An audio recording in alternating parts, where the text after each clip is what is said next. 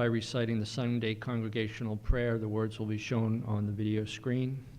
Let us now pray together. We offer our salutations to the all-loving being who endows all beings with consciousness. We meditate on the Lord, who is the origin of the universe. Lord, thou abidest in all, thou art all, thou assumest all forms. Thou art the origin and goal of all. Thou art the self of all. Thou art existence, knowledge, and bliss. Salutations unto thee. May the world be peaceful. May the wicked become gentle. May all creatures think of mutual welfare. May our minds be occupied with what is spiritual and abiding. May our hearts be immersed in selfless love for the Lord. Peace, peace, peace be unto all. Our March guest lecture series continues this evening. Our guest speaker tonight is a management consultant in the banking industry. He was born and raised in small towns in India, and his work has taken him all across the world to many countries. He currently lives in New Jersey with his wife and 16-year-old son, Pranav. His interest in Vedanta began as a legacy from his father and grandfather. His curiosity about the mystery and secret of the Vedas brought him closer to Vedanta.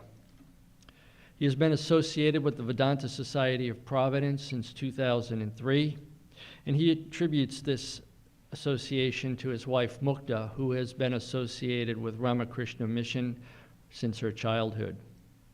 And while the mystic concept and aspect of Vedanta raised his curiosity, the practical application of Vedanta is of interest to him. His chosen topic for this evening is Apostle Peter's denial. Please welcome Tushar Puranik.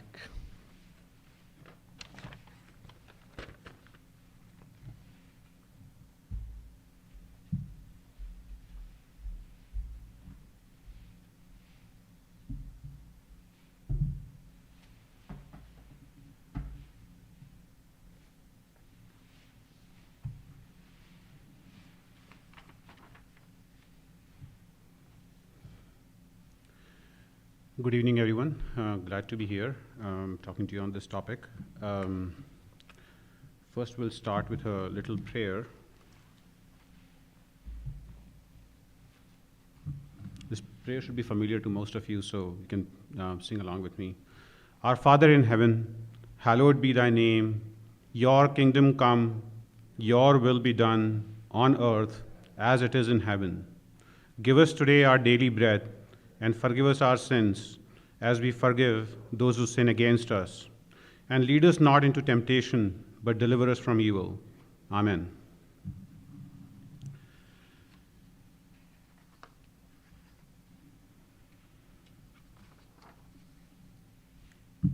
Okay, so to start today's topic, I would like to start this with a bit of a disclaimer. And the disclaimer really is that I'm no authority as it relates to Christian theology or Christian history.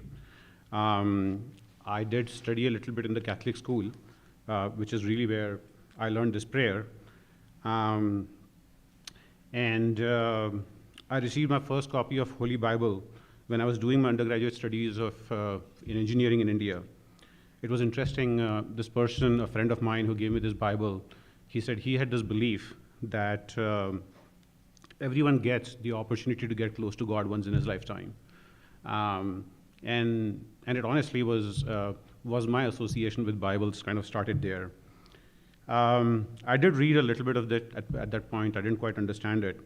But my interest in the life of Jesus and his teachings really increased a lot after coming in contact with Vedanta. As Swami Vivekananda had said when he came to the US, he came here not to make Hindus out of other religions, but to make Christians better Christians, Muslims better Muslims, etc.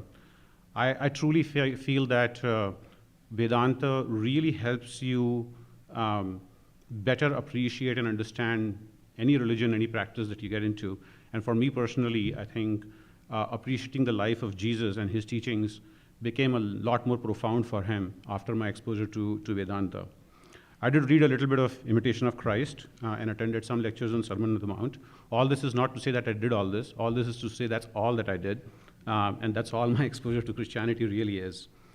One thing I would say about this little prayer that we started with, the words where it says, please forgive us our sins as we forgive those who sin against us. These were the exact words of the prayer, the way it was. I know there are many versions of this prayer going around. And this idea of somebody sinning against me made me think a lot. Is like, who am I really to say that somebody is sinning against me, and who am I really to call out somebody's action as a sin against me? And it made me think, and who am I really to forgive someone? But this idea stuck so much in my mind that, this idea of forgiving someone or just sort of not minding what other people are doing to you sort of became a very sort of core part of my life.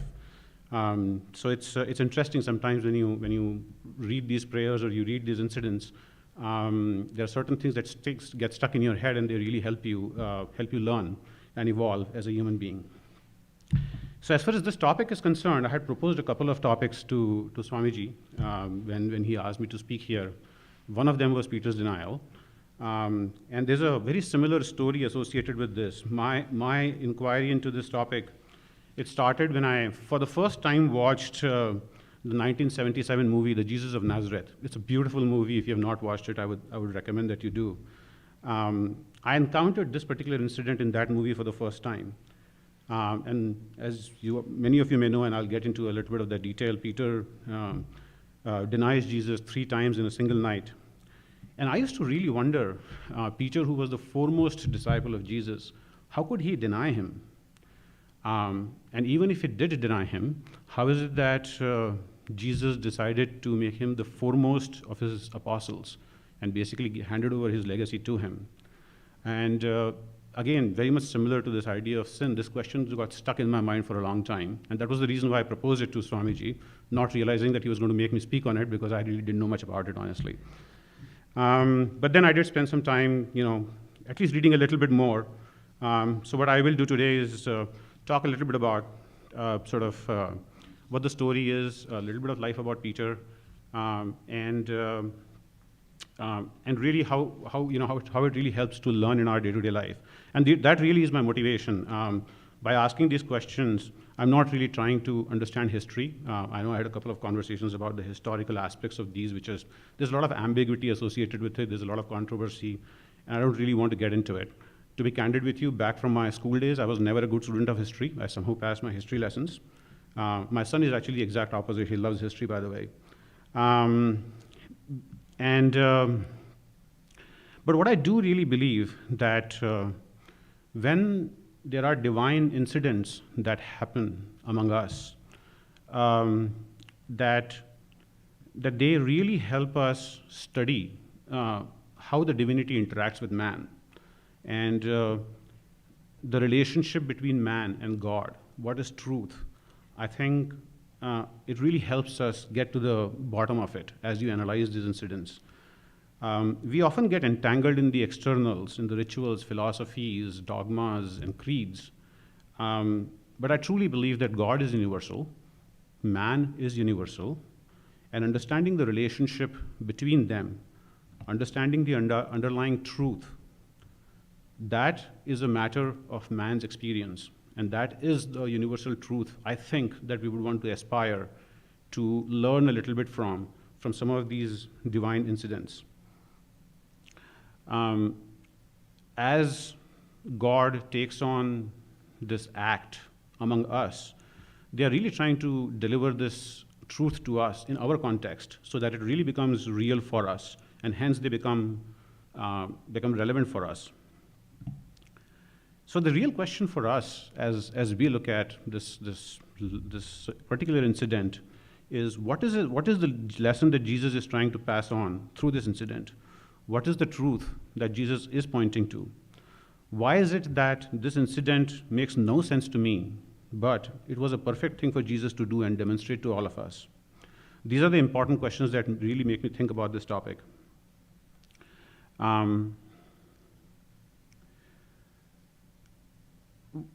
As was said in Chet's introduction, to me the mystic and the theoretical and the philosophical aspect of Vedanta is interesting, But what's probably more interesting is how do we connect it with the practical day-to-day life. And what I attempt to do today is to take some of these teachings and try to connect it with sort of our practical day-to-day life.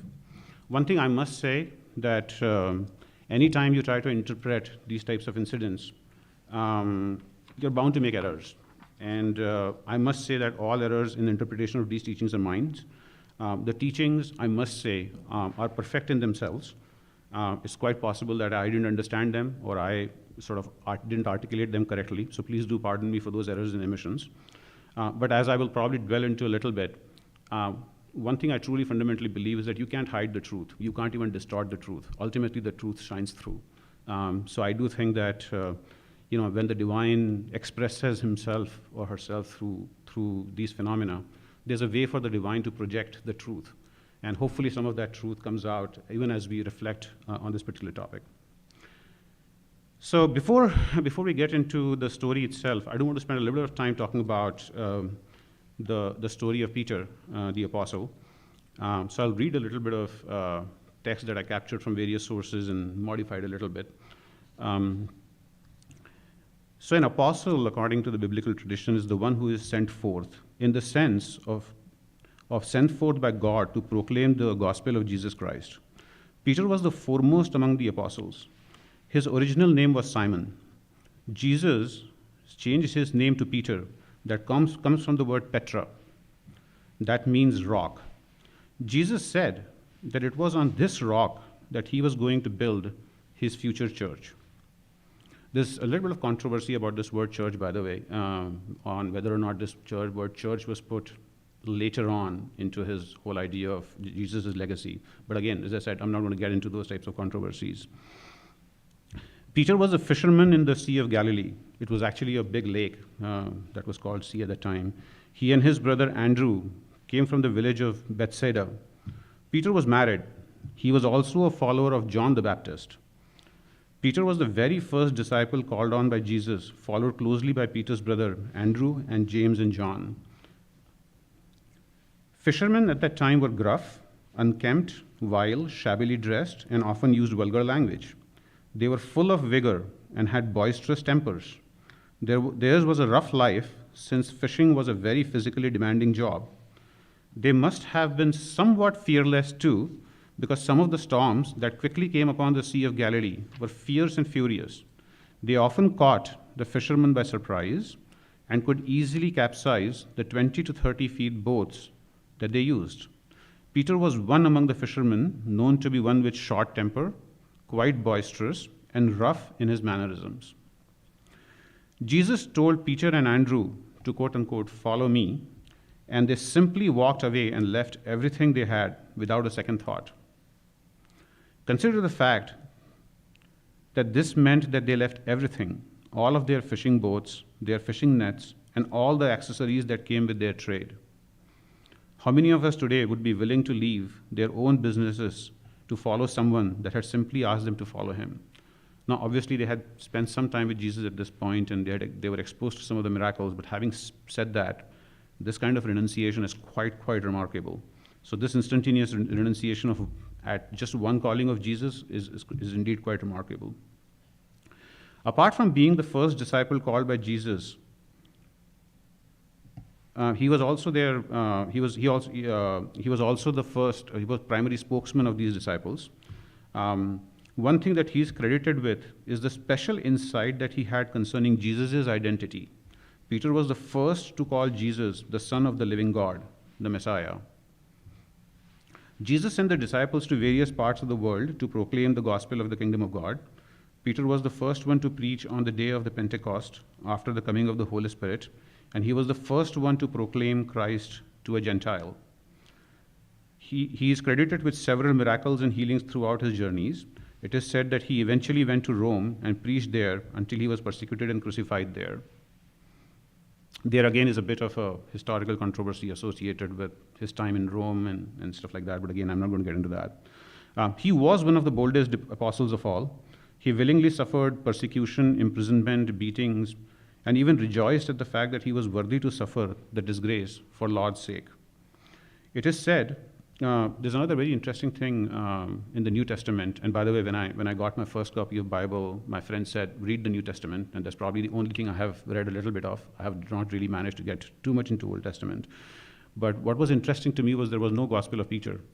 And even though Peter was considered the first disciple, and then I eventually later on, as I was kind of studying for this, I learned that it is believed that the Gospel of Mark is actually the Gospel of Peter, because Peter kind of narrated those stories to Mark, and there's some pretty significant detail there, and Mark himself never associated with Peter. I'm not quite sure how true it is, but that seems to be coming out through some of the readings and research I did.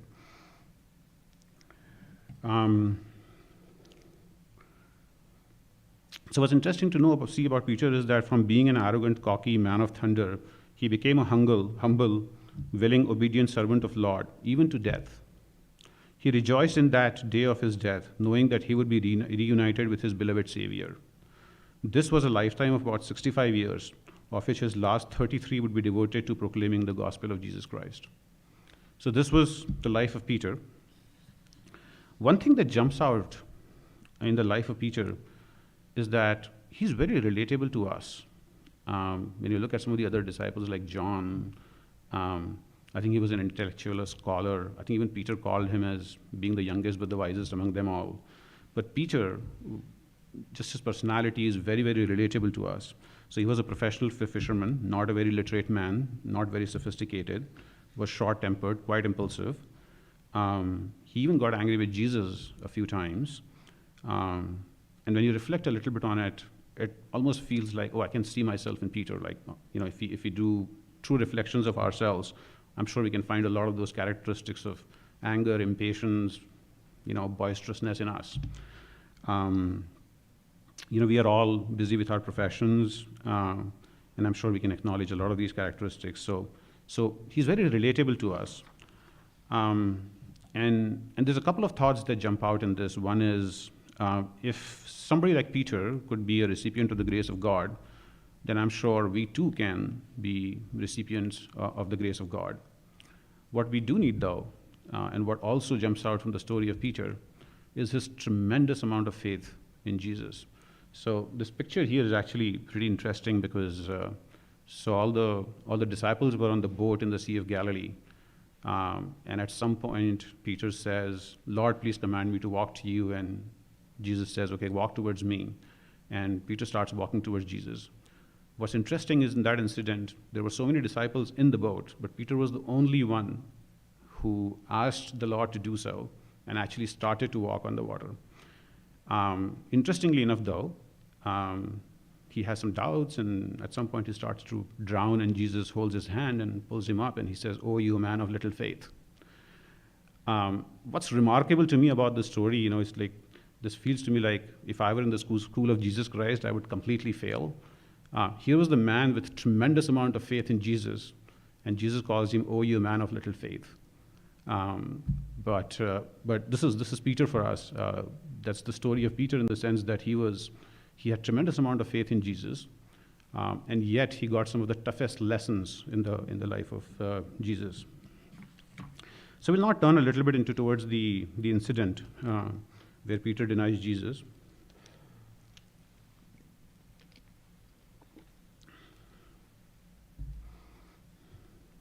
So the story starts at or a little after the Last Supper. There are multiple accounts of it. Some of them say that it actually happened at the Last Supper. Some of them actually say that it actually happened at the Mount of Olives after the Last Supper.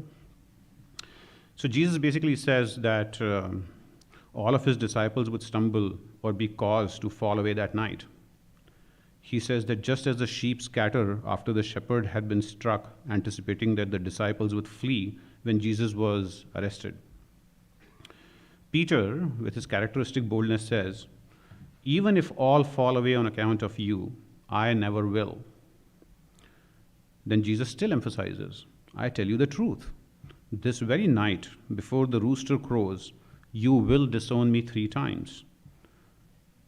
Peter again comes back and declares, "Even if I have to die with you, I will never disown you."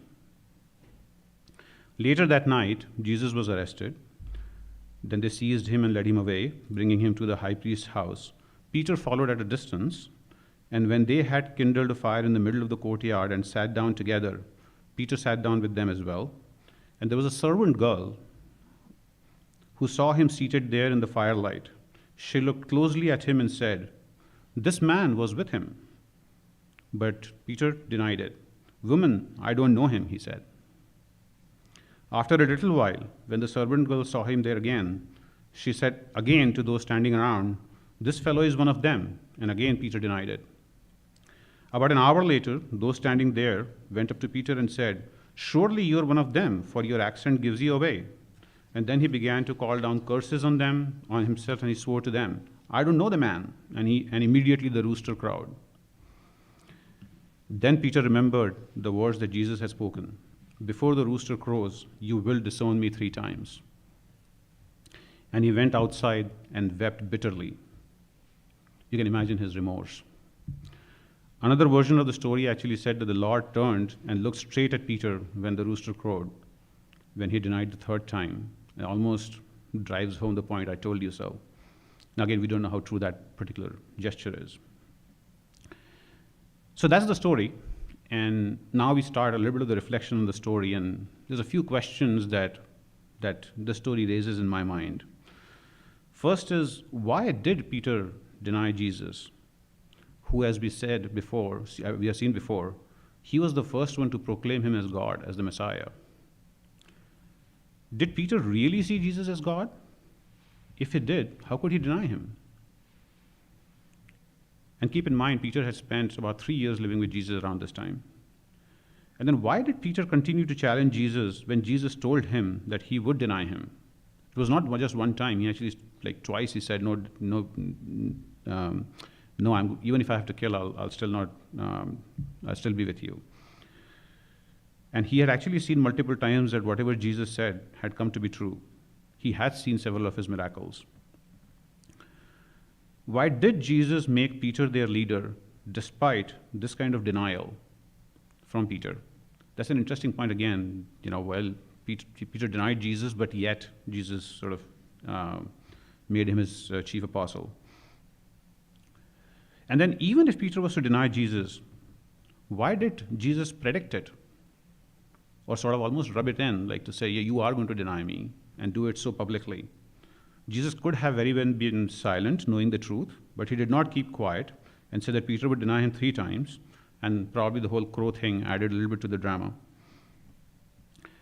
And if this incident was to make Peter humbler and more obedient, how is it that Jesus didn't accomplish this over 3 or more years of association before this incident, right? And why did he do so publicly? So these are the questions in my mind. And as I reflect on the answer at a very high level, to me it appears that the answer to all these questions lie in just one word, which is teachership. When God, as I was reflecting on earlier, when God enacts the life of a human, interacts with human beings, it is not for any selfish purpose that God wants to achieve. The idea is for the God to teach us. And it is for God to teach us these lessons. And this really is a topic which is of interest to me. So the real question becomes not these specific questions, but the question behind the question, which is, what are these lessons that Jesus is really trying to teach us through this incident? The other thing which I want to probably dwell on a little bit later on as well is that keep in mind that it wasn't Peter who needed these teachings. Peter was just another human being out there to play the act along with Jesus. When God comes in this form, God brings the apostles with him. There's a bit of an anecdote in the Ramakrishna mission, apparently, that Sharad Maharaj, Swami Sardananda, and Shashi Maharaj, which is Swami Ramakrishnananda, they were known to be the reincarnations of Peter and Paul. The point being that when God comes, he brings the apostles along with them. So Peter here really reflects us. Peter didn't come here because Peter needed salvation. And what's really going on here is that this story was enacted so that we may learn a lesson. And the fact that Peter's personality is so relatable to us it actually makes it easier for us to associate with him, and thereby making him sort of a chief channel through which we can assimilate these lessons in us. So we'll now start talking a little bit about what we think those lessons are.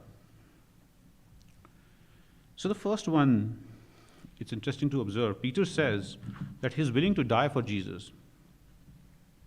And Jesus turns to him and says, "You, Peter, you will deny me 3 times before the rooster roosts."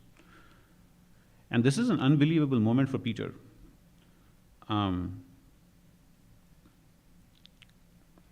He knew that whatever Jesus would say would be true, and he couldn't believe that he would be the one to deny Jesus, because he had a lot of faith in his own faith, right? He was willing to die for Jesus, and his faith in Jesus was tremendous. And we do know eventually that he did die for Jesus, so his faith in that sense wasn't a fake faith. So it really came down, if you really look at it, Peter's word versus Jesus' word.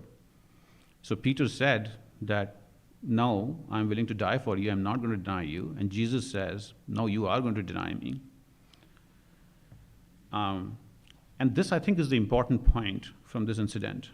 It is really important to know that at the end of the day, it is God's will that is paramount. The world doesn't really run by our wishes, but it runs by the will of God. The very act of wishing is denial of God. Because the very fact that you're wishing something, it really means that you're not trying to tell God what to do, or God doesn't know what to do. And so you think that because I think this is the right thing to do, that's what it should happen. And that would be absurd in the sense that you have some sort of power over God, which from philosophical standpoint we treat as omnipotent. And as you reflect on it, it feels like the very act of wishing or saying that, hey, I want something, it's actually an act of ignorance, probably even an act of foolishness. Why would we do something? Do we know more better than God? Do we have greater power over God? Do we have any better insight? Why do we think, or do we have better judgment? Why do we believe we'll be in any better position to have any kind of wishes over and above God's wishes? This, by the way, is an eternal debate between individual will versus divine will. And there's a lot of philosophical talk around this, but we can probably reflect on this a little bit. The idea of individual will is an oxymoron, it's self-contradictory. Such a concept doesn't exist. Why is that? Because when we say the word individual, what do we really mean? By the word individual, we really mean this body-mind complex. And as body-mind, you're a piece of matter. And as a piece of matter, you're completely bound by the laws of physics. And I'm using the word physics more loosely here. In that identification with matter, there is no act of willing. There is only an act of acting. And the best example I can give is that of the billiard balls, right? So if you just imagine that you were a ball on a billiards table, you have absolutely no will of your own. You know, a ball comes and hits you, or a cue comes and hits you, and then you go in a certain direction, and then, a few seconds later, another ball comes and hits you, and then you move in another direction. So the direction that you pick, or whatever direction that you go into, is completely determined by all the events that have happened before it. And as we reflect on this world, it's just that it's a much more complex billiards table with many, many more balls, many, many more events, and we have no choice what's happened before us that's having an impact on the choices that we make. There was, this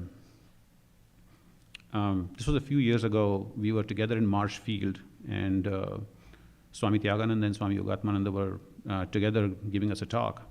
And Swami Tyagananda made this really important point. He said, when you go and buy a shoe, you go to a shoe store and you go and pick a shoe, you may think that you're making a choice to pick up a shoe. What you don't realize is because of everything that's happened before that event, you may already be predisposed to make that choice. And hence this act of willing, if you think of yourself as a body-mind complex, is only an illusion. It's not real. However, as spirit, if you think of yourself as a spirit, you're always free. You're not bound by your individuality. You're above the billiards table. So you know exactly what's going on. You know what's causing it. You are the cause. But when you think of yourself as the spirit, at that point, your will is the same as divine will. There is no difference. And hence, the idea of individual will is an oxymoron. There is no limitation when you think of yourself as a spirit. From a practical standpoint, we see this manifest multiple times, and this has now happened quite a few times. I'll give you a couple of examples. There was this incident in the life of Narendra Nath Swami Vivekananda, where a lot of money was collected. He wanted to set up a temple in the name of Sri Ramakrishna, and then I think a famine struck Bengal, or I think it was plague at that time that had struck, and he wanted to donate all that money. And so he made this choice. He said, like, I want to donate all this money, and he was pretty principled about it. He said, it doesn't matter. I want to do this for the greater good. Holy Mother, the divine consort of Sri Ramakrishna, actually stopped him from doing so, because she said, that's not your decision to make. And obviously he relented in this case. A really good example of individual will versus divine will. What was the divine will was different from what his individual will was at that time. And keep in mind, we're talking about somebody of the stature of Swami Vivekananda here.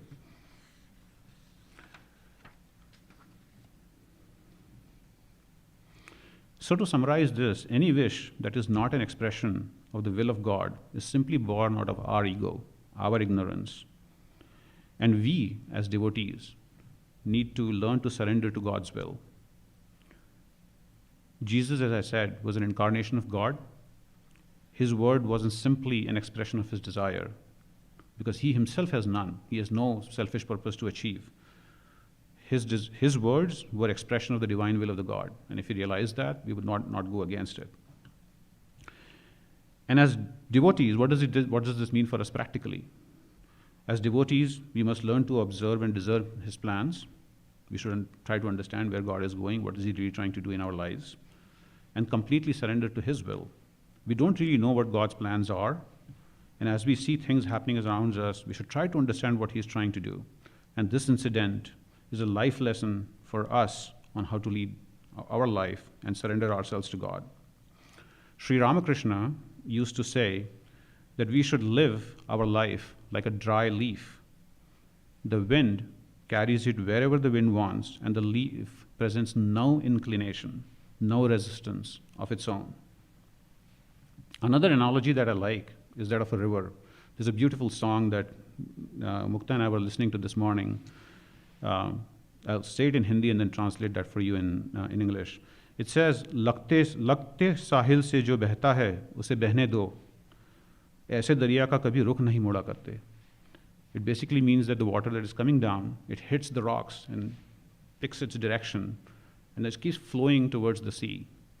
And for such a river, you should not try to turn it anywhere. It just flows off its own accord and ultimately goes towards its destination. So that's the translation of it. So the reason I like it is because, as you see, the river has a destination to go to, the sea that it ultimately merges with. But it has absolutely no purpose of its along the way. It may do good or bad, but it doesn't intend to do any of these actions. It just flows. The good and bad just happens. And this, I think, should be the attitude that we should towards our life in terms of really surrendering to God's will. And this is where the secret lies. One question that might arise from a practical standpoint again is, if we really leave our will to, our life to God, and God is basically the one who is doing things, what really happens to our well-being? What if our life is getting destroyed the way we understand it? Then what do we do? So we find some find some narratives in scriptures that really try to answer this question. So, for example, Sri Krishna in Gita says, Yoga Kshemam Vahamyam, which is, for such a person who's completely surrendered to me, I take care of his welfare. It's a very good promise to us that when we do that, God is taking care of us. Jesus too says, do not store up for yourselves treasure on earth, where moths and vermin may destroy, and where thieves break and steal. But store up for yourselves treasures in heaven, where moths and vermin do not destroy, and where thieves do not break in and steal. For where your treasure is, there your heart will be also. Then he says, no one can serve two masters. Either you will hate the one and love the other, or you will be devoted to the one and despise the other. So you cannot serve both God and mammon. Therefore I tell you, do not worry about your life, what you will eat or drink, or about your body, what you will wear. Is not life more than food and the body more than the clothes? Look at the birds of the air. He gives some really good examples. Look at the birds of the air. They do not sow or reap or store away in barns, and yet your heavenly Father feeds them. Are you not much more valuable than they? Can any one of you, by worrying, add a single hour to your life? And why do you worry about clothes? See how the flowers of the field grow. They do not labor or spin. Yet, I tell you, that not even Solomon in all his splendor was dressed like one of these. If that is how God clothes the grass of the field, which is here today and tomorrow is thrown into the fire, will he not much more clothe you, you of little faith? So do not worry. So this is what God is trying to tell us. So to wrap up sort of the first lesson that I learned from this story is that we need to recognize that God's will is paramount and really learn to surrender to this will and live in a way to develop complete surrender of God, complete surrender to God, and just recognize that God will take care of us. So I'll move on to the next topic. I want to look a little bit deeper into why did Peter deny Jesus? As I said before, I was quite baffled with this denial. He knew very well that he is God. He had proclaimed him to be God. People were asking him if he was one of Jesus' followers, and Peter refused to acknowledge that. He simply said that no, he is not his follower, and that people may be mistaken. What was he really worried about? Why did he deny? Why did he say those things? If you get the context, I mean, there was a lot of, anger against the followers of Jesus, and they thought that they were basically blasphemous, and so the entire social environment was against them. So what he was really worried about was the fact that he was going to get captured, arrested, and put to death, just like Jesus was going to be. And he probably didn't know that Jesus was going to be put to death, but he was still worried about the fact that he was going to be arrested and persecuted. So the thing that really caused him to deny Jesus at that point was this fear of arrest, this fear of death. And where did this fear come from? If you analyze that a little bit, it is your body consciousness, the fact that Peter at that moment thought of himself as this body that could be arrested, that could be persecuted. That is what created this fear in his mind that led to the denial.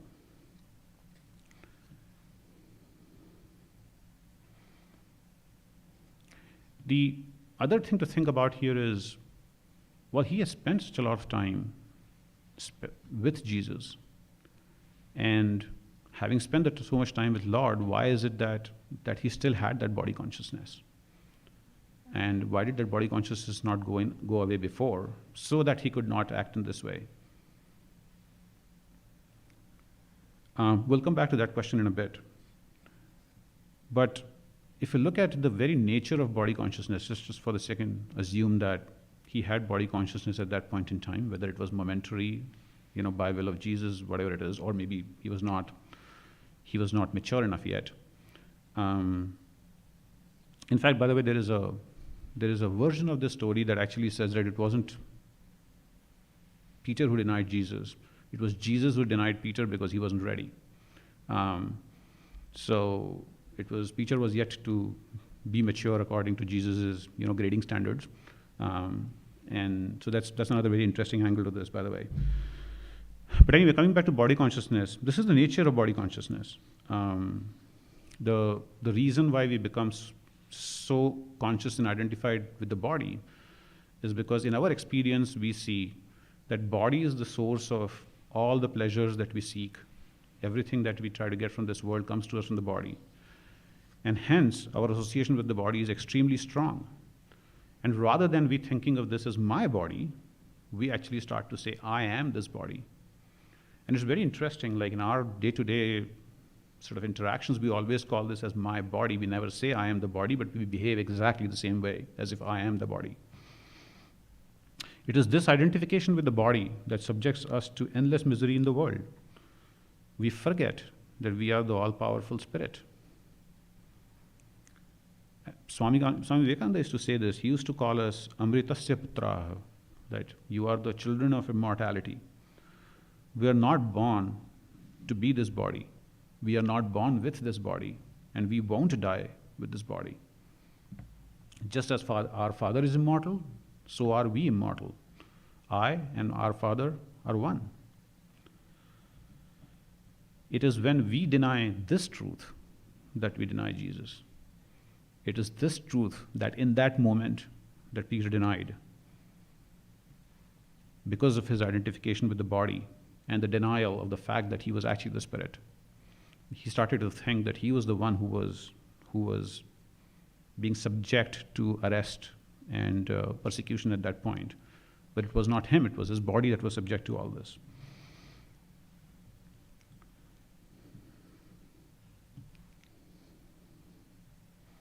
So what is it that we are supposed to do? The answer, I guess, is obvious. We must know this truth and not deny it. We must know that we are not the body. We must not think that we are body and deny God. We must, on the contrary, realize that we are nothing but God and not this body. And the moment we think this, the moment you think that you're not this body, all the problems of old age, disease, death, they just vanish in thin air. But let's take it a little bit more subtler. You could argue that, yeah, you've done enough reflection and you don't think of yourself as this body, though practically it's not an easy thing to do. But for the sake of analysis, maybe let's take it one level deeper. You may be able to go a little bit beyond the idea of body. But what really causes us misery in this world is not just the sense of this body, but the sense of this individuality or separation from God. Just like Jesus said, you cannot serve two masters at the same time. Like the moment there is two, there is insecurity and fear. So it's not just about when you have two masters. When there is two, you and God, there's a problem, right? The only way to go beyond the two is to go to one. But just like, and the kind of problems, by the way, that we have when we talk about we and God is, the problem is, where do I stop and God begins, or where does God stop and we begin? And then just like, where's my wish versus God's wish? Like all these problems, start, and they cause a lot of misery, by the way. Why am I not getting the favor of God? And so on and so forth. But just like our association with our body is strong, our association with our individuality and ego is also very strong. And it's scary, the fact that you have to lose your individuality. So if you read the Vedanta literature, the whole idea is about give up your individuality, you become one with God. But this idea of losing myself and becoming one in God is scary. There is this beautiful incident again in the life of Swami Vivekananda and Sri Ramakrishna. Sri Ramakrishna asks Vivekananda, if I were to tell you that there was a bowl of nectar which would give you immortality, and like a nectar is defined to be a thick honey-like soup, syrup basically. And if you were a bee, how would you drink the nectar? And as we can intuitively imagine, what Swamiji said is, well, I would sit on the rim of the bowl and sip the nectar. And Sri Ramakrishna asked him, why would you do that? He said, well, because I'm worried that if I go into that thick soup, I'm going to die. He said, didn't I tell you that this is the syrup of immortality? Why do you worry? So this whole idea of individuality is so deep in us that we want to preserve it. We don't dive deep into the nectar of immortality.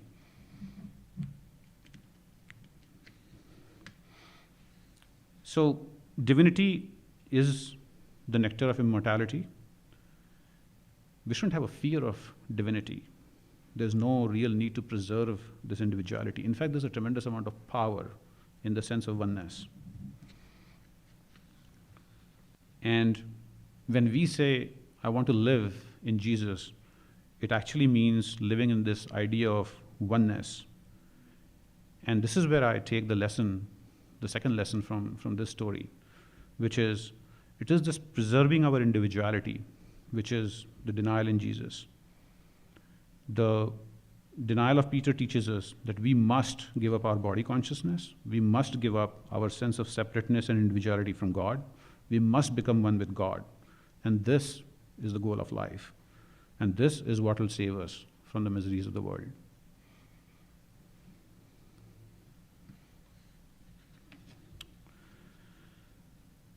Next, I want to reflect a little bit on the temporal aspect of this incident. We tend to think of the denial of Jesus by Peter as an incident. It happened with Peter a few hundred years ago, and we probably want to take some lessons from it, and then we move on. The discussion so far probably makes it clear, and we'll probably elaborate on this a little bit more, is that when we think of denial of God, it's not really an incident. It is actually a part of phenomenon in our lives. How so? It is how we live every moment of our lives. It just manifests differently at different times in our respective lives.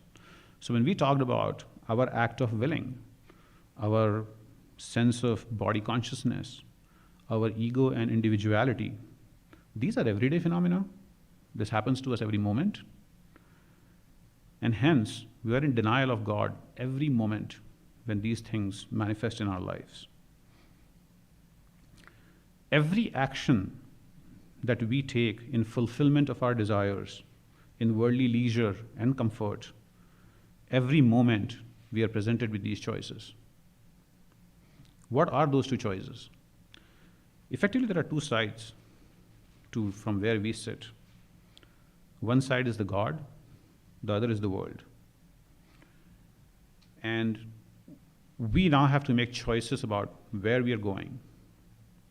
And Sri Ramakrishna used to say that our job in this life is to increase our attraction for God and increase our dispassion from the world. So push on one side, you'll automatically go on the other. You pull on this side, you keep going towards the God. As we read before, Jesus said that you cannot serve God and mammon at the same time. So you have a choice, and the choice is between God and mammon. And this choice is presented to us every moment. As you can probably see, we are conditioned, we are predisposed to make choices that are guided by our senses. So for example, we would always want to go for better taste, better food. We would want to adorn ourselves with all kinds of perfumes. We'll probably buy the best perfumes in the market. Doesn't matter what it costs. We'll want to have best looking clothes, the best looking houses. That's what drives our day-to-day choices. We clothe ourselves in these kinds of things, and those are the choices that we make every day. And these are the senses and the sense pulls that draw us towards the world. These are the various temptations that keep pulling us towards the world. And oh, by the way, there are subtler temptations too, which are not exactly sensual, but in a sense they are. And those are name, fame, the want of power, the sense of achievement, the idea of perfection, which is a really interesting one. And these are the things that we go after, which in a way tie a knot around us and bind us. And all of these are driven by the forces of our ego. Our ego drives us to be doing all these things. So when we look at the kind of choices that we make in our day-to-day lives, our choices are made by our senses, by the sense of our ego, and that, on a day-to-day basis, on a moment-to-moment basis, is denial of Jesus, denial of God. And there's a lot of literature around temptations in general. So the idea is to avoid these temptations and to move towards God.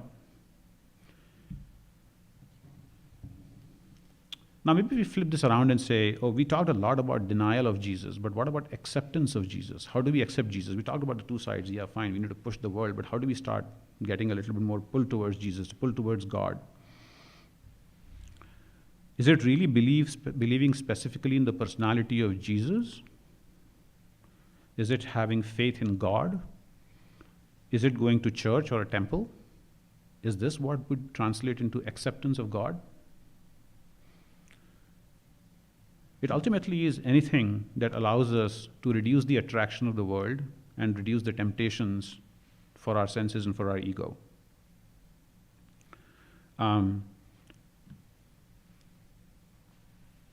Religion is an interesting word. The corresponding word for in Sanskrit is the word called dharma, which is not exactly a translation, but it's a really good word that gives you a method, a way to describe this acceptance of God. And it's a very different way in which it defines it. So it is say, dharayate iti dharma in Sanskrit. It says, dharayate iti dharma. What it really means is, dharma is that holding on to which we can prevent our degradation, and holding on to which we can attain the greatest fulfillment in our life. This is actually the way Swami Sridharananda from Australia describes it. So, each moment that we make choices that lead to increasing attraction of God, each moment that we are holding on to our dharma and preventing our fall, which is towards the senses and towards our ego, and using this to hold on and climb and developing greater attraction towards God, is how you define the acceptance of God. That is when you're not denying Jesus. And there's lots of illustrations of that. As I said, I really like Imitation of Christ as a book. It's got some really practical tips on spirituality. So Thomas A. Kempis actually talks of a lot of methods there. He talks about living in remembrance of God. He talks about resisting temptation. He talks about zeal in amending our lives, walking before God in humility, loving Jesus above all things. These are all the methods that he describes. Then when you go to the Vedanta literature, Vivek Chudamani talks about Shrama, Dhamma, Titiksha, Uparti, etc. These are practices in self-control and other methods that have been described to essentially practice religion. And then obviously there are other methods of Jnana Yoga, Bhakti Yoga, etc., which according to your tendencies in nature, you practice religion. I'm not going to go into details of all of this.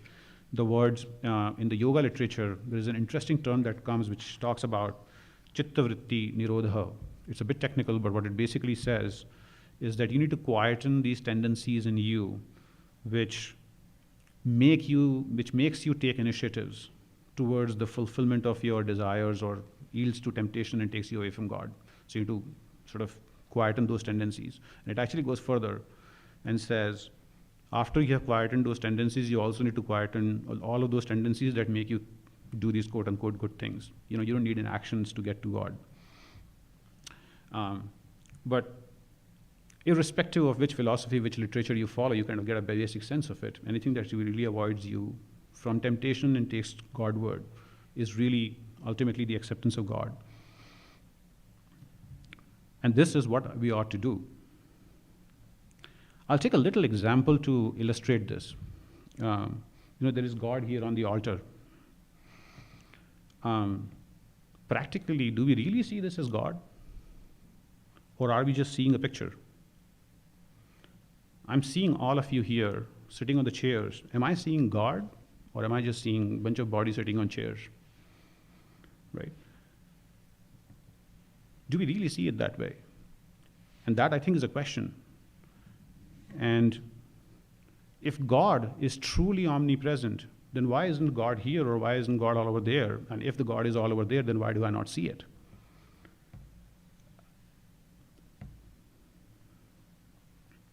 Now, one could argue and say that, oh, I don't believe in this God that's on the altar, or I don't believe in this God that's over there. That's okay. It doesn't matter what God you believe in, but you may believe in any God, right? But the same question comes to you, is do you really truly believe that God is there? Do you really see God there? And is that God just limited there, or is there God elsewhere too? And when you start thinking about this, you realize that these are questions from day-to-day experiences. And every moment that you see objects around you, if God is everywhere, you should be able to see God everywhere, but you don't. And every moment that you don't see God, you're actually in denial of God. So what do you do? Now again, going back to the practicality of this, well, I don't see God, but what do I do? And this is where I think it's important to say, at least start where the truth is. If we presume that God is everywhere, right? Or if I presume that God is on this altar, you're at least starting with an iota of truth. And that gives you that anchor to then develop further. And this is the foundation of faith. We all need to believe in something, right? Irrespective, like even atheists believe in something, right? So you have to have some sort of belief. And it is this belief that you have to hold on to and keep marching forward. And you will always have a gap between your belief and your experience. But what's really important is that it is this gap that will help your experience propel towards your belief. Swami Turyananda, one of the direct disciples of Sri Ramakrishna, actually used to say that it's your imagination of today that will become the experience of tomorrow. And that's the importance of faith. And hence, I think it's really important to say that you hold on to your belief, as we said in case of dharma, use your belief, because that's now your personal belief, and use that as a way to climb this ladder towards God. I'll make just a couple of more points on this one, which is we are served a deck of cards that is, well, I don't see God here right now. That's okay. You're served a deck of cards in terms of your own nature that leads you to believe God's with form, without form, whatever is your version of God. But that's the deck of cards you've been given. That's the design of the world. God chose it to be that way. It was God in his perfect intelligence, designed the world to be that way. It is meant to be perfect. It is meant to be that way. And that is what's given to us. And now, so in that sense, denial of God is not a choice because you're living in denial. That's the deck of cards you've been given. But there's a choice that you are making, which is about, are you going on the left towards temptation, or you're going towards God, holding on to that, your dharma or your belief? And that is what you all need to do. There's this beautiful quote in the movie, in the Harry Potter movie, where they're about to select their houses, and Harry gets assigned to one house, but he wants to go to somewhere else. And at that point, Gryffindor tells him, Dumbledore tells him, that it is the choices, Harry, that show who we truly are far more than our abilities. It's a beautiful statement, I love it. So this to me is the third lesson from the story of Peter's denial. It's all about choices. Last, I'll go a bit into my own personal story of denial of God. As I reflect on it, it's pretty interesting. This was probably in my high school. And I was given Vedanta on steroids. My dad used to believe God is everywhere. It was non-dual Vedanta. So I would take that argument and say, well, if God is everywhere, then why do I need to go to temples? So we decided to go to South India for a trip, which, if those of you who know, South India has like temples in every nook and cranny, and so we used to go to a bunch of temples. And I used to not go into those temples, probably 1 out of 10. But every moment that I was sitting outside and not inside a temple, I would constantly think, am I doing the right thing? And while I was denying God, I was constantly in remembrance, in the sense that, am I really doing the right thing, or am I not doing the right thing? And what's interesting about God is it does not matter what kind of association you have with God. Even denial of God has its own benefits.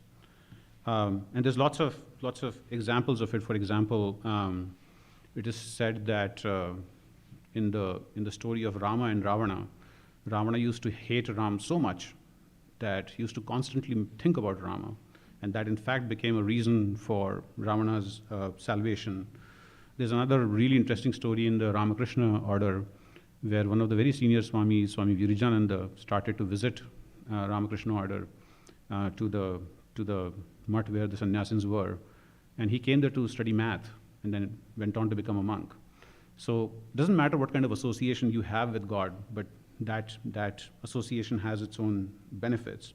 In case of Peter, this denial stayed with him for the rest of his life.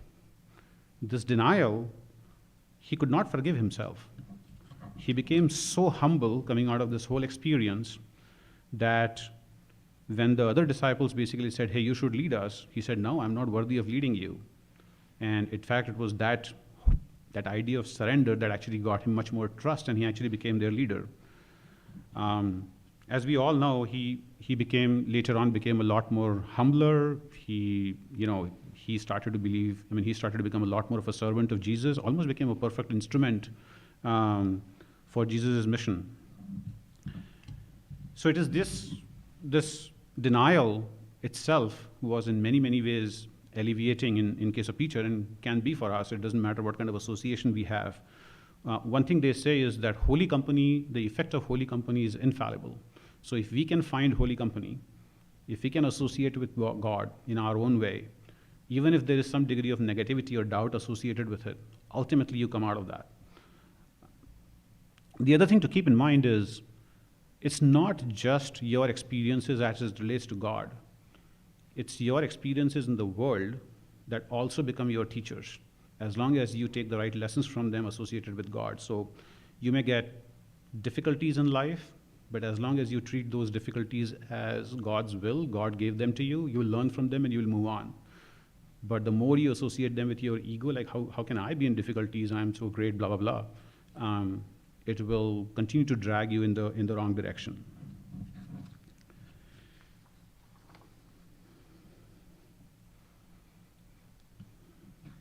So this to me was the other lesson from this, which is really association with God, even the denial, has its own benefit.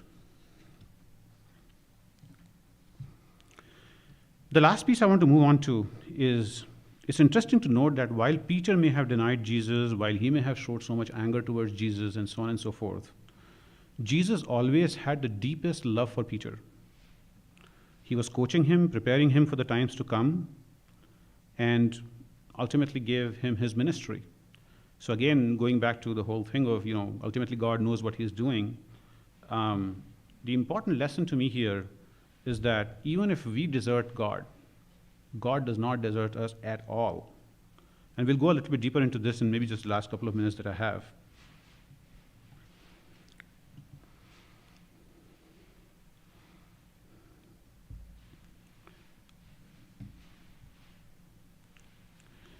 So,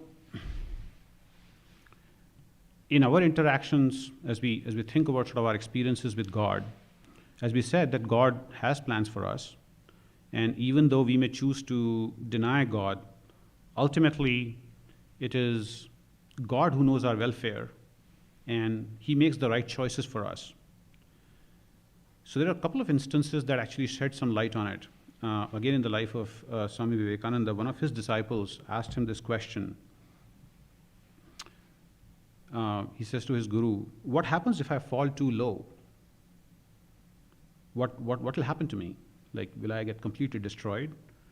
And Swami Vivekananda gives him this emphatic answer, and he says, even if you go to the depths of the nadir of this earth, I will hold you by your hair and pull you out.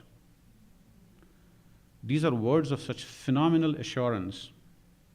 And this is not once, this comes again.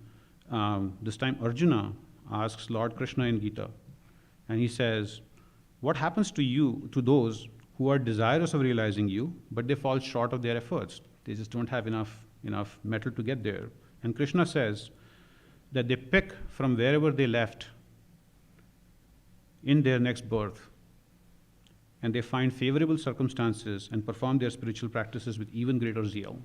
Again, a phenomenal promise from God that at the end of the day, you will realize God, you will move in the right direction. It's just a matter of time.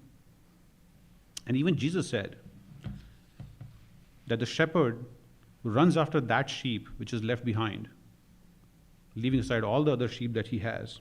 He carries that sheep on his own shoulder and brings it back to the herd. Again, a phenomenal promise. And this makes me reflect on it, that at the end of the day, God never denies us. God never forsakes us. We have this fear in us that God may leave us. But that is because we think of God as separate from us. And going back to that conversation I was just having, if you don't think of this oneness, if you think of yourself as separate from God, these problems will continue to happen. Because we are predisposed to think in terms of subjects and objects. That's just how we are wired. So we kind of think of God to be an object that we should desire, we should seek, and we should work hard for, forgetting the fact that God is not an object, that God is the subject, that God is our self, God is our inner self. He is verily our own. He is closer to us than even our ego. Our ego is nothing but just literally a false image of ourselves. He is our own. He is very much our own. He is always with us. He is us. And then how can you really deny yourselves? How can you deny your own existence? And our self will always stay with us, no matter what the circumstances around us are. And our beliefs might change, our gods might change, our rituals and practices might change. We might even forget about all this for some time, that we may not even do anything. But our innermost truth is unchangeable. And hence, we should stop seeking God outside and really think about God inside. But there's a great risk in this too, and I'll cover that real quick. So there's a lot of people who now believe that, oh, God is inside, so I should just close my eyes and meditate on God inside. And there's this beautiful thing that comes in a text from Kashmiri Shaivism. It talks about, well, if you close your eyes and you feel God inside, you're very happy because now you're getting some experiences, you feel that God is in here. But the moment you open your eyes, you see the world around you and you become unhappy because that same thing that was giving you bliss inside is no longer giving you bliss outside. You start to see the world. And it asks the question of what is it that was giving you bliss inside, but the moment you open your eyes, it does not give you any more bliss anymore. How can that be real at all? And that kind of pursuit is not worth pursuing, right? So it makes that connection to say, the very same thing that was giving you that bliss inside, when you open your eyes, you've got to be able to see the exact same thing. And this is very different from Advaita Vedanta, which basically says, oh, the whole world is an illusion. Well, if it's an illusion, you can't get bliss from the world, right? But in this case, the very same reality that is inside is the reality that I'm looking at here. I just have to be able to experience it. And it helps you from making that error of making these distinctions between inside and outside. We are predisposed to make this distinction of something inside us, because how do we define the inside? Within the limits of the skin. How arbitrary is that? Right? So, as Swamiji used to say, let's not start putting definitions on God. Something that is inside me is God, or something that is outside me is God, or something that's on this altar is God. No, God is everywhere. God is verily you. And that to me is the final lesson that comes to me from this particular incident. That is,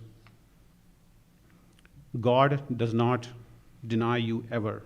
That is because your very essence is God. And as they say, the wind of grace is always blowing.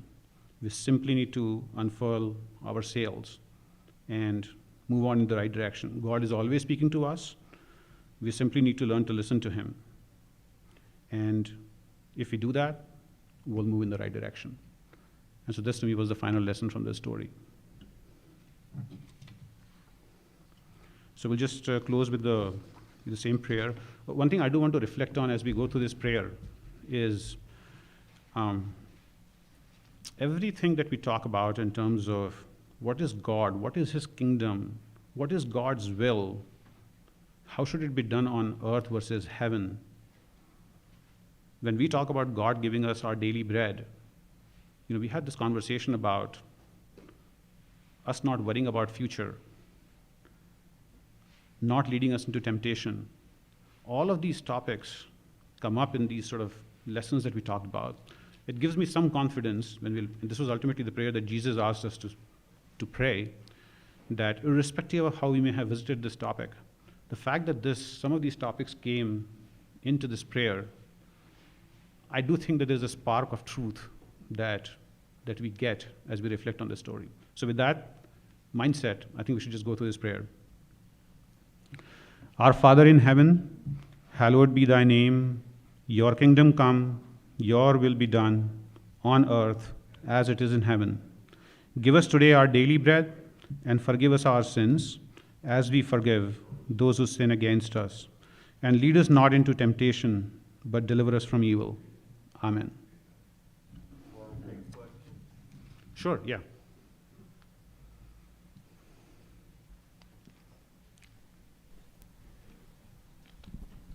Thank you so much. That was an excellent talk. Really loved it.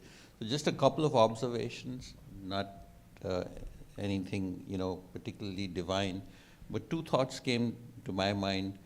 When you said that we may just be hardwired for denial. So the first thought was relating to your own industry. In banking, what we are seeing now, the initial impulse is always to deny. And then a day later, another day later, another bank is added to the list. And then, today you learn that, they knew it, the regulators were onto it about a year ago. So it doesn't have any divine connection to what you were speaking of, but that just seems to be the human tendency. And the next is, I think we're still hardwired for denial. Like, tomorrow when I go back to work, I'll be asked, so what did you do over the weekend? And the last of the things that I will mention was the time spent here for fear of being, judged and criticized. So again, another hardwire, denying what you were really into because of whatever our human failings are. So just a couple of observations. Yeah, no, I think those are great observations, and honestly, I think you asked it in the context of banking, but this question also comes in the context of, there's so much misery going on in the world, wars and famines and so many situations. COVID just happened, the whole pandemic, and you see people behaving in ways that is effectively detrimental to society. And at times, the very people that you believe are hoped to prevent you from these things from happening are the very people who are causing it, or if not causing it, at least furthering it. So I think it's, as humans, it's a pretty deep concern for all of us. There's probably two things that come to mind as I reflect on that. One is, this question was raised to Holy Mother when the World War II was going on. And she was asked this question of like, what's this going on? Why is this going on the way it is? And she gave a really good answer. She said, at the end of the day, it's all about sincerity of purpose. And do the people who are in the positions that they are, do they have the sincerity of purpose to sort of make the right calls? And I would just turn it around and say, well, I don't know about who's making decisions about these. I just take it and reflect it in my life. I have decisions to take in my life. Am I making the right decisions, right? And the second thought that comes, which is related to sort of your second question, is at the end of the day, we have to have a very sort of good awareness of what is it that we truly influence. There is this beautiful story about a man who really wanted to make an impact in the world. And he started to work hard and do all kinds of charities, blah, blah, blah. And then he realized it's too hard a problem to solve. I can't really fix the world. So you know what, let me focus on my country. I can probably solve the problem in my country. Started to work on it, figured out that that's too complex a problem to solve. Let me focus on my state. And I'll fast forward the story, ultimately came down to his family, and he said, yeah, you know what, I can't work on all these things, it's too complex. Let me just focus on my family. And realized he could not influence his wife, his son, and then he said, you know what, let me focus on myself. And that's where he stopped. And to me, it's really important to think about what you can influence and what you cannot influence. There are lots of things that are happening around you, you may or may not be able to influence. And even if you think you influence, just as Jesus said, I mean, you can't even make one hair grow or stop it from growing. You know, why would we in our ego believe that we will have any influence on anything? I mean, to me, it ultimately gets down to the temptation versus God. That's the only choice I really have. And yes, we will fail, to your second question. We will probably fail 100 times. But it's the one time that you don't fail that counts. And we just have to keep counting our marbles in terms of the number of times we choose not to fail. And that, I think,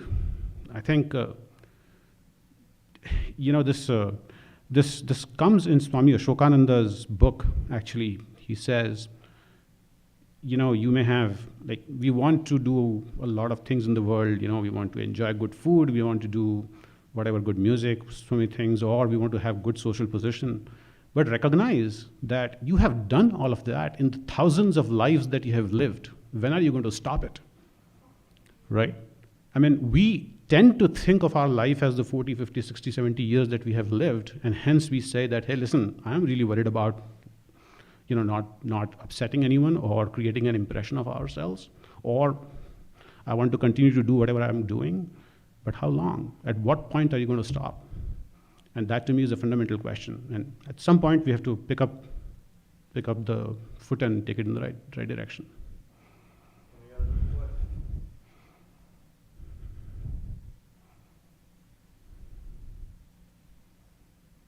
Anything up there? No, no questions yet. Okay. Okay, thank you guys.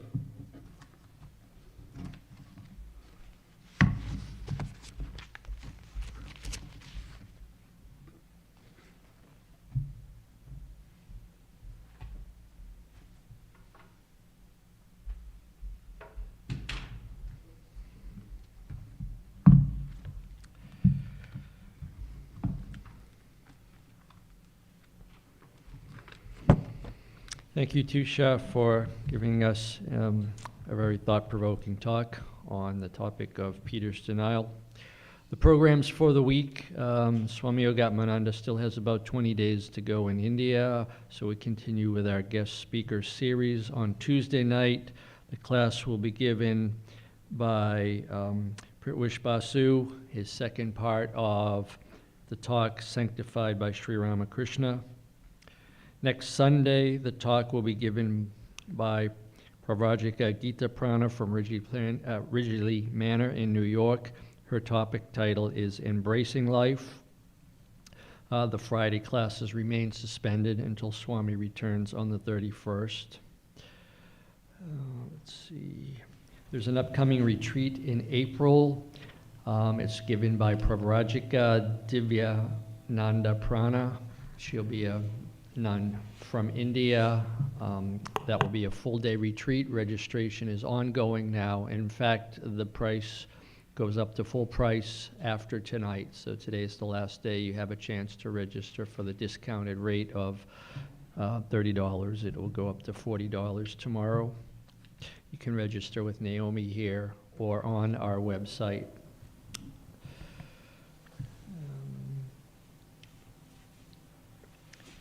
I think that's it. The construction work continues. As you can see, we're continuing to make progress with the plumbing and the electrical next door. The siding is going up, the exterior siding, and we're looking for a completion of the project, hopefully in May sometime. The dates are still TBD to pin it down to the exact date, but good progress is being made. So with that, we will have RRT and soup supper. Tushar said he was staying, he was staying for soup supper, so if you have more discussion for him, you can continue that at soup supper, which will follow RRT. We'll now have RRT. Oh, the closing prayer, yes, yes. May the divine, who is Father in heaven of the Christians, Holy One of the Jewish faith, Allah of the Muslims, Buddha of the Buddhists, Tao of the Taoists, Great Spirit of the Native Americans, Ahura Mazda of the Zoroastrians, and Brahman of the Hindus, lead us from the unreal to the real, from darkness to light, from death to immortality. May the all-loving being manifest unto us and grant us abiding, understanding, and all-consuming divine love. Peace, peace, peace be unto all. Now we'll have RT followed by soup supper.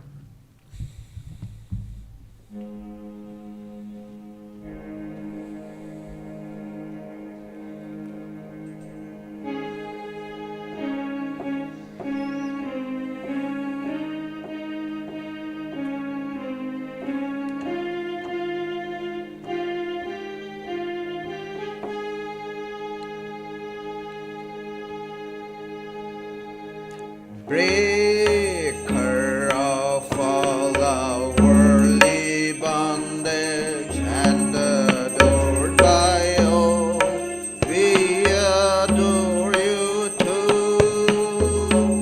Stainless Lord, assuming human form. Stainless Lord, assuming human form.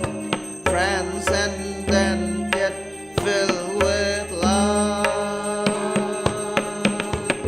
You free us from the stain of sin and ornament our world.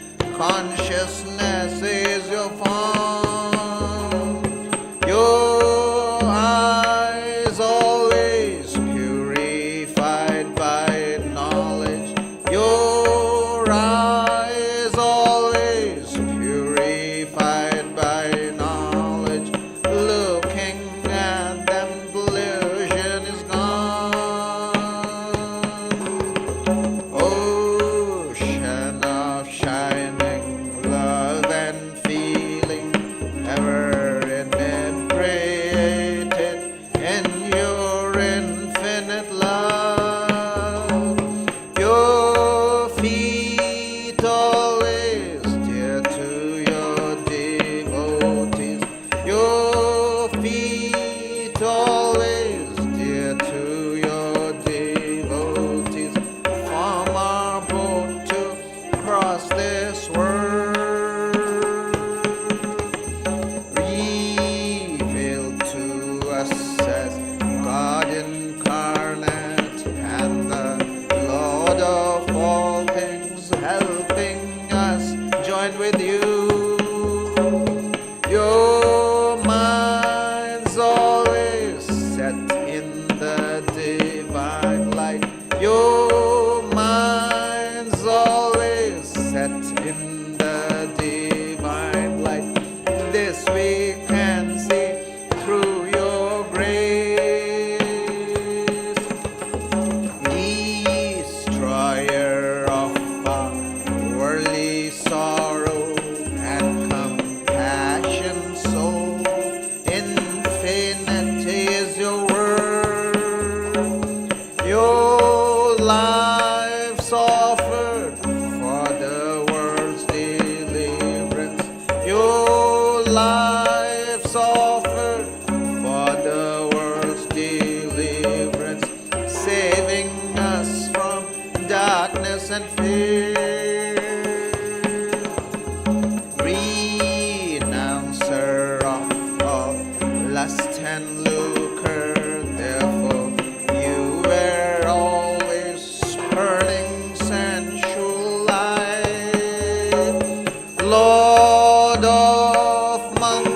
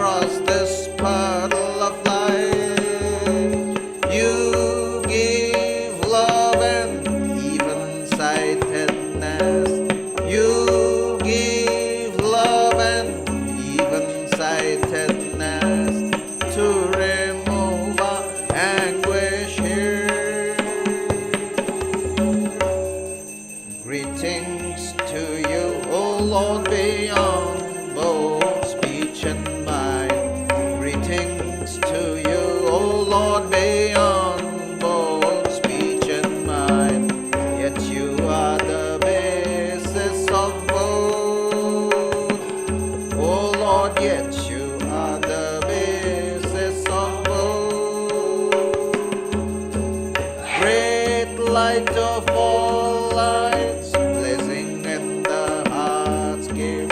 Great light of all lights, blazing in the heart's cave. Darkness is destroyed by your light.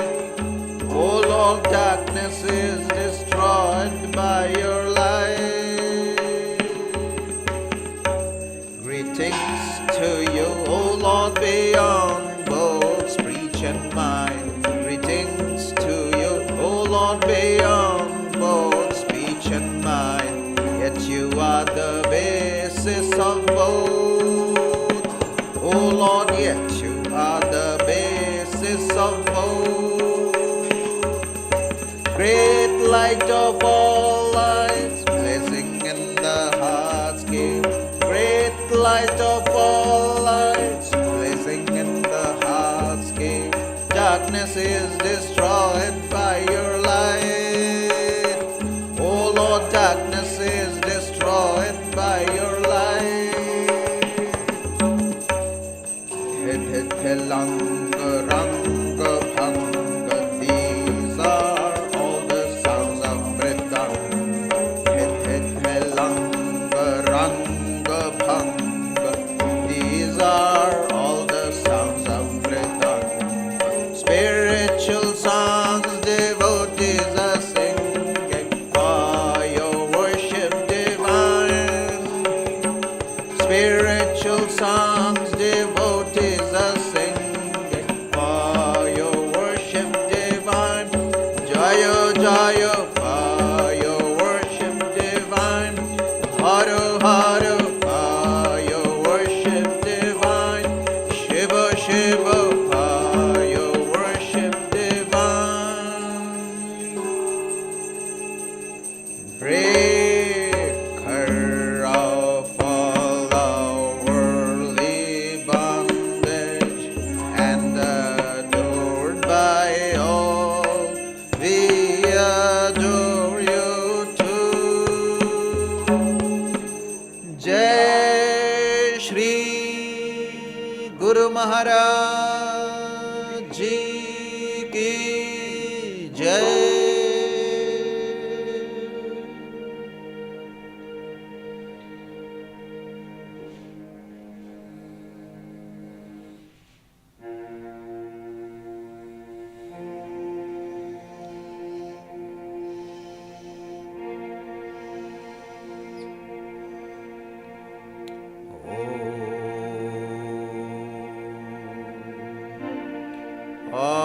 Auspicious and blessed graciousness sublime, all noble ends you give to us, granting us refuge, all-seeing God. O Mother Divine, our love to you. Creation, preservation, dissolution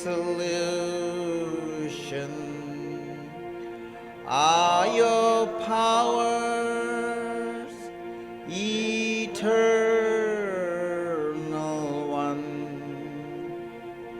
Nature's real basis, nature's essence. O Mother Divine, our love to you. We come seeking refuge from anguish. Be our Savior through your deep concern. All our suffering remove goddess, O Mother divine, our love to you.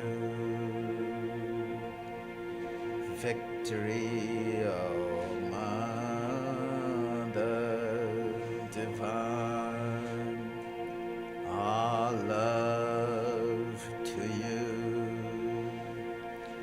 Blessed Mother divine, our love to you.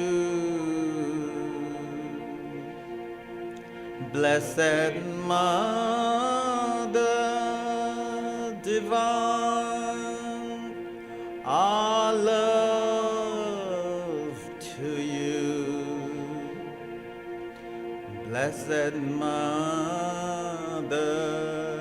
divine, our love to you.